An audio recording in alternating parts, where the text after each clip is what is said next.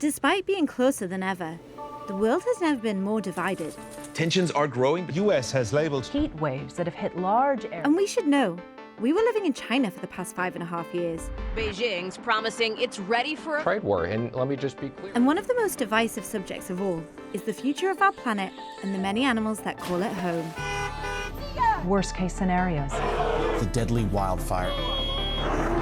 We came to New Zealand hoping that we could escape the negative news cycle, run through forests in floaty dresses, and take a break from the constant pressure of thinking about our uncertain future. So it came as a shock when we learned that this seemingly peaceful country was once home to a bloodthirsty industry. There's a brief struggle as the whale fights for his life, taking the harpoon rope to its full extent. That threatened the very existence of some of the most majestic mammals to grace our oceans. Each of these 40 or 50-ton creatures will come up to 6 tons of oil. Oil valuable in the making of margarine and other food. But we'll get to all of that. First, let's backtrack a little. Hi, I'm Nico and he's Jack, and we are Destination Detour. Welcome back to our New Zealand road trip series, in which we aim to drive from the far north to the southernmost point of the country, with mixed results thus far. This is the start of the cyclone. After seeing the very best the North Island has to offer, we carried on to Wellington, New Zealand's cute little capital. What did we do there? Well, after making a detour to check out some rather wonderful public toilets, we met up with a friend from our time in China who treated us to some amazing Chinese food and showed us a splendid view of the city. I love climbing mountains. But now it's time to head south, which means we need to load Vera onto a ferry and sail south across the Cook Strait in search of, well, I haven't researched that far yet. Hopefully Jack has some ideas. Okay, Jack, we've made it to the South Island. What's the plan now? Well, Mrs., for me, the absolute highlight of our time up north was actually the interactions we had with the local Maori we bumped into along the way. You were recognised by your tattoo. They told us some captivating stories about their forefathers and all about the folklore of their respective tribes. My grandmother's told me some stories. I bet. Like some freaky stories. And to be honest, it sent me down a bit of a rabbit hole. Oh dear, where's this going?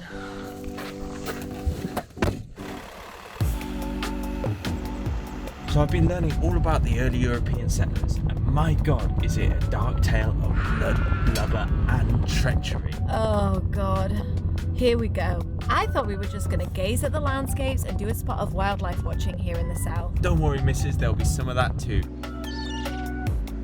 Our destination is Kaikoura, a cute little fishing town with a surprisingly dark history. But of course, this channel is as much about the detour as the destination. So first... So we just stopped off at a designated parking spot at the side of the road, and below me you can see like the entire seal colony. It's so freaking cute, and it seems like we've come at the right time because there are so many seal pups. Oh, this is like the cutest thing I've ever seen. I can't believe this is a side of the road attraction here in New Zealand. Ooh. Oh my God, isn't this amazing? Oh, it's so incredible, isn't it? Is that a smile I seal in your otherwise stony exterior? Yeah, maybe I'll allow myself to enjoy this a little bit, eh? It is pretty bloody amazing. Are you excited? I'm so excited. So good! I could have stayed here all day, but my grumpy husband insisted we carry on.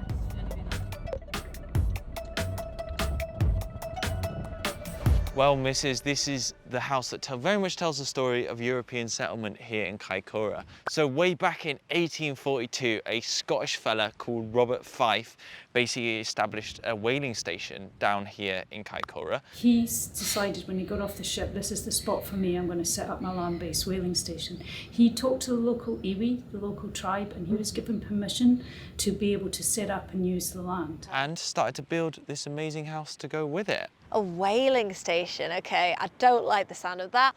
Without being too graphic, can you give us a lowdown on what that means? So basically what the whalers would do is they'd sail out in boats, they'd track down a whale, they'd lob a harpoon into it. The harpoon was obviously attached to a rope. The whale would then drag the boat along. And it would get a fright and it would charge them around the ocean. Which meant that it was a very, very dangerous job. So he needed to employ some of the local Maori to help navigate the oceans, because you'd get disorientated really quickly and you had to get back to base. Right. There was a good relationship apparently between the whalers and the Maori, even though Maori themselves do not hunt whales. The only whales that they would eat or use every single part of, if there was one beached or stranded onto the beach, then they seen it as a gift and they used every single part of the whale. And then once the whale kind of got tired, they would then sail up closer to it and then stab it in the lungs to kill it. Then they would drag it back to the shore, and actually on the rocks just over there, they'd basically strip it down, strip out all its blubber, and boil the blubber down for oil. 1/7 right, they would get an average of 42 barrels of oil. Wow, okay, so I said don't be too graphic. I think that was pretty graphic. So they used the blubber for oil. What did they like with it? Well, I think if we go inside, we'll find out a little bit more about that. Come on. Okay. So the oil was going back to Europe to light the lamps in the cities. Yeah. They loved this oil. It was clean burning, didn't leave black smoke all over your roof. Right. It was long burning and it didn't smell. From the number of tons that left the wharf here, we can tell he probably killed about 67 whales in the first 5 years. Wow. Which made him very rich. He was doing really well. Yeah. So naturally, he wanted to build a nice house for him and his wife. There's wallpaper from 1871 upstairs. Everything pretty much is as it was. But being one of the South Island's first settlers, he struggled to find adequate materials. So what makes this house so unique is it's actually built on the top of whale vertebrae. So it's used the bones to build this house upon. When you chop off these knobbly bits, you get a nice solid block. There's 28 of these evenly placed underneath the house. Well, I'm pleased to know that whaling is a thing of the past, because if you've ever watched a nature documentary, then you'll know that whales are such beautiful, big, intelligent animals. So I'm happy to know that they're getting left alone. Well, there is still some whale hunting that's going on here, Mrs., but albeit of a very, very different kind, thankfully. Oh yeah, okay, go on. Yeah, we are going to learn more about this, but first I can hear your stomach grumbling, so I reckon we should go grab some lunch. Yeah, let's go get some crayfish. Ever since Jack told me what the town's name meant. Hey Nico, do you know what Kaikoura means? No, what does Kaikoura mean? Means like a meal or a belly full of crayfish. I have been hankering after a tasty helping of the local speciality. Well, this sounds like my kind of place. On our way down, we stopped off at a legendary local spot to try ourselves some crayfish. So what do you reckon then, Nico? Well, I think my crayfish excitement has come to a brisk stop because it's a little bit out of our price range, but maybe there's a cheaper one in town. I've just done a quick Google and this one says $45 for crayfish, rice and garlic bread. That sounds a little bit more in our price range, so I think maybe we should check out there.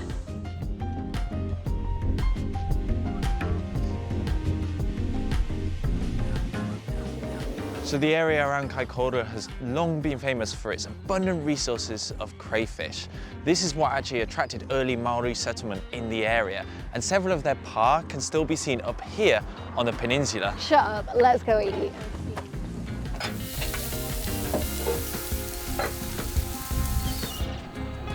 I mean, everything looks so good. I'm like, this looks amazing.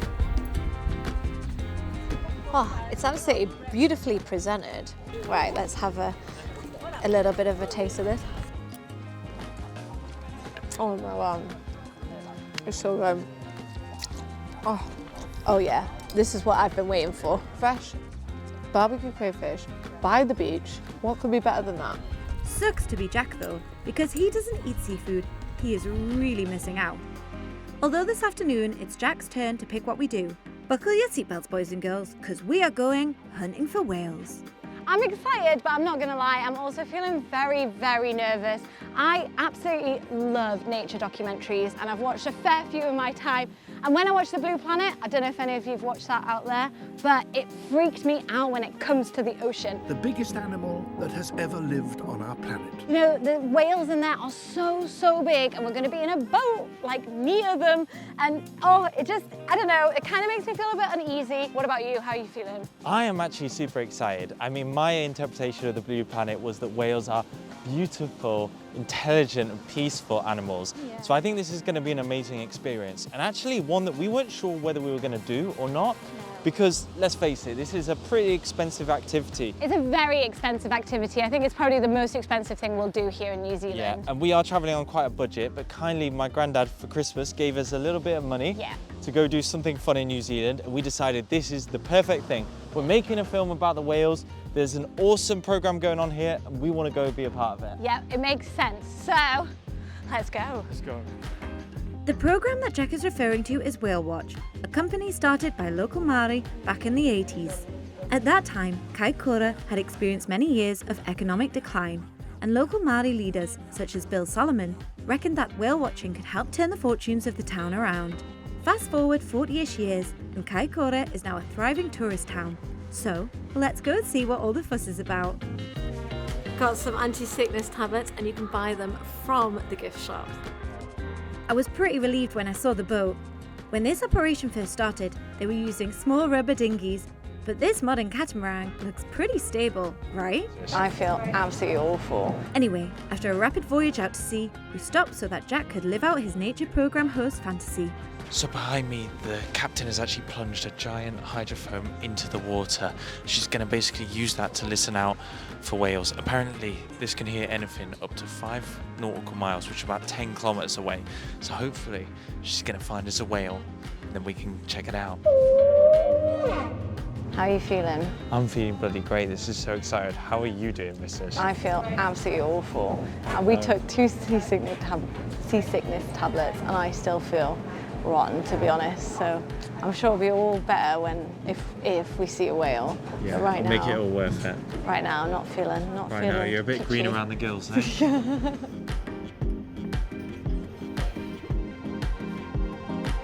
No whales, unfortunately, missus, so we're going to get on the move again. First stop, no whales, right. Fingers crossed. I feel better that we're still, so I'm not sure if I'm going to feel better once we move again.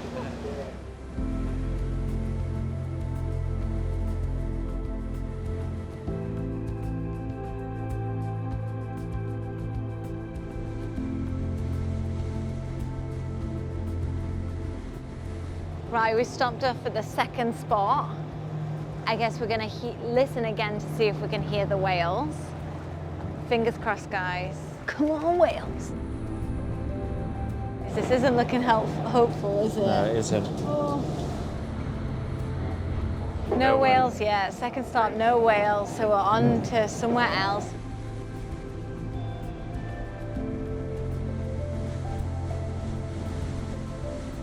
Okay, we're on effort number 3 to try and find a whale. Keep going further and further away from shore.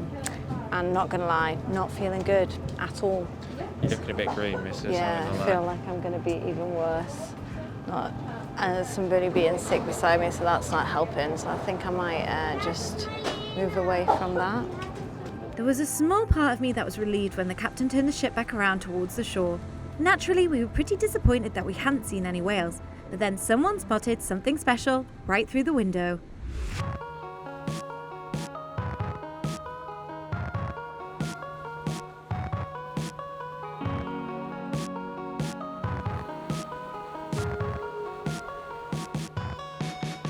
Oh, it's so amazing to see the dolphins out in the wild. They're swimming right by the boat, they're swimming far away, and it's so beautiful. You keep catching one, I'm like, there's one, there's one, there's one.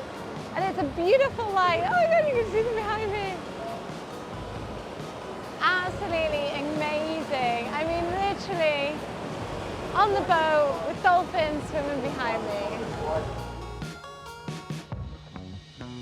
So the tour is over and we were unsuccessful, guys. We were unsuccessful, but do you know what?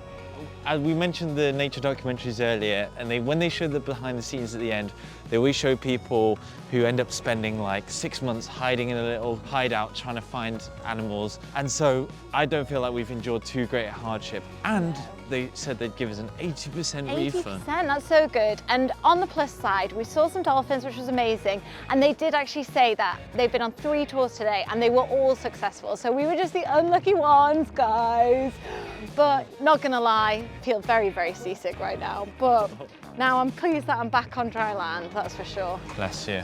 Thankfully for me, we will be sticking to dry land for the remainder of our time in the South Island. Join us next time when we travel through some pretty unique little Wild West style towns and finally find some tasty cheese. Tastes like cheese.